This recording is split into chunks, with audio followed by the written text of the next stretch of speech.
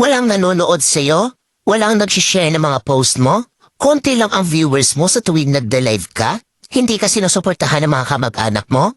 Kaibigan mo? Kakilala mo? Kapitbahay mo? Pinagtatawanan ka dahil sa pag-reveals mo? Pinagtatawanan ka dahil sa paggawa mo ng mga content? Ito ang tatandaan mo. Huwag kang huminto. Huwag kang susuko. Huwag kang papaapekto sa sasabihin ng ibang tao tungkol sa'yo. Ipakita mo sa kanila na may mararating ka.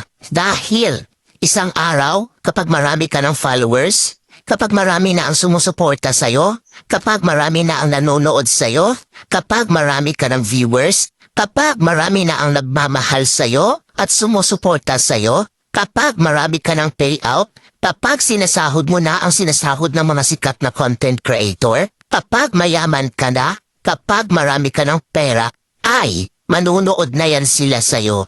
Sila na ang kusang lalapit